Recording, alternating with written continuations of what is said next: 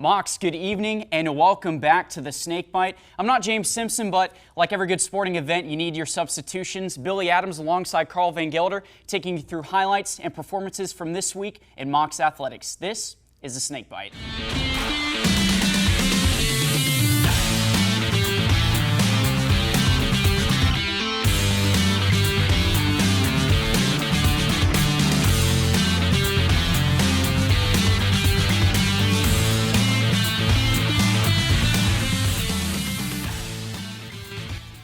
On the Jenkins Fieldhouse hardwood, the men's basketball team was back in action, looking to continue their strong start following the opening weekend hosting the Small College Basketball Hall of Fame Classic. However, split the weekend with a win and a loss. We'll start with Friday afternoon's game against Savannah State University. The Mocs performing strong, leading behind their ability to score with points in the paint, 44 of them to be exact. Luke Anderson led the Mocs in scoring with 21 points, including this slam in the second half. Alex Steen had a great night as well, putting up 14 points, recording 17, yes, you heard that right, 17 rebounds for his second double-double of the season, along with 4 blocks, including this one in the first half. Steen's weekend performance earned him second straight SSC Defensive Player of the Week honoree awards, and the Mocs never trailed in this one, defeating the Tigers 78-63. Saturday saw the Mocs in a tight battle with Auburn University of Montgomery Warhawks, and the Mocs saw 4 players reach double digits in scoring, Luke Anderson kicking it off with 19, Alex Steen tallying up 15, newcomer Erickson Bands with 11, and another newcomer in Akal Arope with 10 points, 4 players in double figures. However, unlike in their game against the Tigers the night before, the Mocs were out-rebounded and did not capitalize, unfortunately, on their second chance points as their opponents. They kept it close down the stretch, however, having chances to tie or take the lead majority of the contest, but came up just short, falling 65-68 to the Warhawks. The Mocs move now to 3-1 on the season and have a full week to get ready for their next matchup, taking on the Lincoln University Lions on Alumni Day. That game will tip off from the George Jenkins Fieldhouse Saturday afternoon at 4 p.m. And the women's basketball team is back off to a hot start, going 2-0 in their first couple games of the season against South Region opponents University of Alabama Huntsville and the number 21 Lee University Flames. Both games were played in Huntsville, Alabama at the GSC-SSC regional crossover, with the first against Alabama Huntsville, a team that lost the Mocs in a 55-49 game in which junior Anna Dennis had a double-digit rebound game, grabbing 10 rebounds, including 6 offensive boards. Against Huntsville, the Mocs pulled down 48 total rebounds, out-rebounding the Mustangs by 13. In the second game of the road trip, the Mocs continued to exhibit their dominance in every aspect of the game, coming away with a 76-64 win over the number 21 team in the country. SEC Women's Basketball Player of the Week, Sarah Lang, played a major role with 17 points, 7 rebounds, 3 assists, and a block in just 22 minutes of play. I had the opportunity to sit down with head coach Megan Dzikas after the successful weekend. Coach Dzikas, you guys have had a great start to the season so far, 2-0. What has really gone in those 2 wins you've saw so far? Well, first of all, thank you for having me today. Just a little hard work. Preseason, we've been working hard, getting after it and putting our heads down and just grinding out. But we've been competing in practice really well. We compete so hard, and I love that. We work hard, and going 2-0, it's a great start. But we still got a long season to go. Yeah, and you talk about a great start to the season, and this start has a few new faces, especially with Sarah Lang, the transfer. What have you seen from those new players, even some of the freshmen who may not have gotten as much playing time? What have you seen from them, and what are you looking for them to do for the rest of the season? Yeah, so Sarah, Player of the Week for Sunshine State, which is awesome. She has helped tremendously for us. With the absence of Ashley Shell last year, she's filled those shoes pretty well. We've always wanted to establish our inside game first, and I think Sarah has done a really good job of coming in and playing, that role. And that was expected of her coming in, though. So she's done a great job. Our 4 freshmen have done an awesome job. As freshmen, it's just hard to kind of adjust the game a little bit, but I think our freshmen are picking up right away, which is awesome. We have talented group of ladies, but adding our 4 freshmen and Sarah Lang has made us that much better. So I'm really happy with our newcomers gelling with our solid core of 9 coming back. And 2-0 start, and you guys beat Lee University, number 21 in the country. It's the first time you guys have started 2-0 and beat Lee University since 18-19. Pretty successful year, but what are you looking for this year, ignoring the past? Second year as a head coach, had a good start to your coaching career last year. What are you really looking to see the team do this year as a whole? You know, going 2-0, you know, with great teams in Lee and Alabama, Huntsville, you know, away, well, I think it was a great challenge for us, and our mission was 2-0. You know, and we came home 2-0, we were excited, but again, it's a long season, so just looking to get better every single day. You know, if we get better every single day, we be simple, we stick to our game plan, and we play our basketball, you know, I think the wins will come, but it's just taking it day by day, and I use kind of our theme this year is just the hare and the tortoise, and don't be the hare, be the tortoise. You know, the tortoise takes its time, one step, just keeps its head down, keep grinding, while the hare takes a nap. You know, he said he's got this. So, you know, it's just being the tortoise and working hard, putting our heads down, and we'll get to the finish line. But, you know, hard work comes with it, and I think our group has done a great job of that. You know, and it's great to have, you know, not only players but coaches, surrounded by coaches, my assistant coaches, you know, that work hard themselves and great leaders and examples. So, you know, this season is just getting better, taking it day by day, practice by practice, and game by game. And then eventually the outcome will come. And you talked about that improvement at the start of the season and looking for throughout the season. In the first 2 games, you guys averaged 9 more rebounds per game than you did average last year. Has rebounding been a real emphasis for the team going into this year? Yeah, absolutely. You know, we have our rebound goal each game, and so I think that's helped us. You know, we've done it probably every other day at practice. We start out with a rebounding drill, so I think that helps. You know, I think we're big as well. Anna has come back, and she's in rebounding form. Anna Danish for us. Adding Sarah, 6'3", helps us as well. Sarah Lang, but Amari Jackson, though, too. She can rebound the heck out of a ball. And, you know, it's not just one person. It's by committee as well. We have some great rebounding guards. So I think that's definitely one of our emphasis and one of our game goals each game. And, Coach, you guys have 3 more games before you go into Sunshine State Conference play.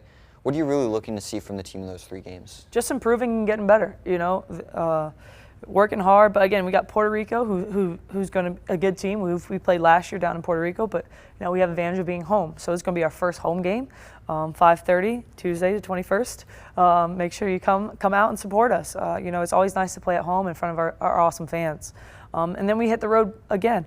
We're going to be road tested between Winston-Salem State on Friday, and then Saturday after Thanksgiving is Belmont Abbey, who's been to Elite 8 within the past 5 years. So you're just getting better and taking on the challenges and adversity and improving each game and just getting better day by day, practice by practice. Yep. And Coach, quick promo for you, the walk-on show that you guys have at Walk-Ons with you and Coach Mike Donnelly. Anything you want to say about that?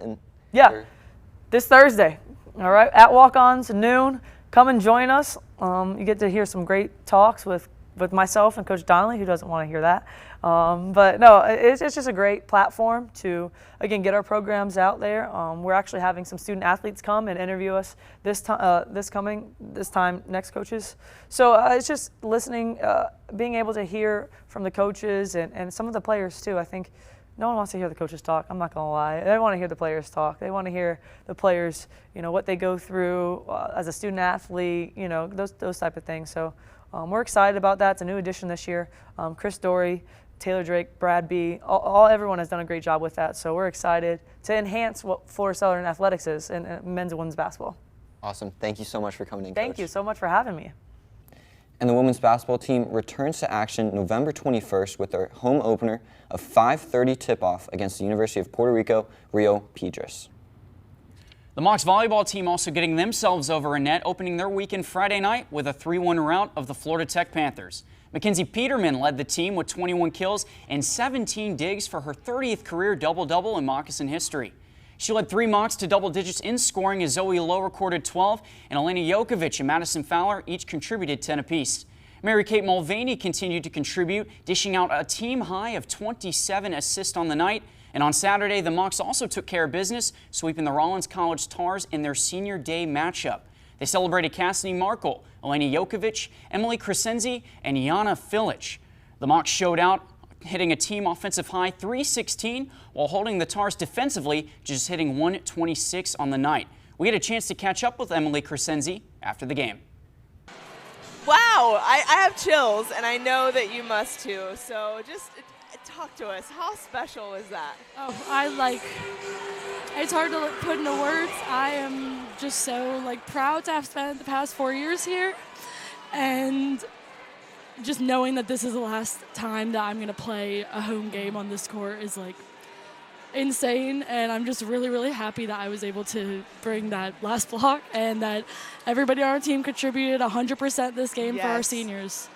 Yes. We just said the same thing. We're Absolutely. like, it was amazing.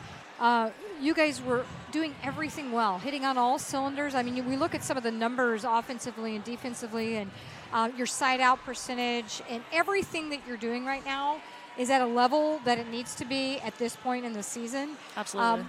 But we really just thought, what a great contribution by so many people, and especially for the seniors tonight. What a way to play your last home match. That's awesome. Definitely.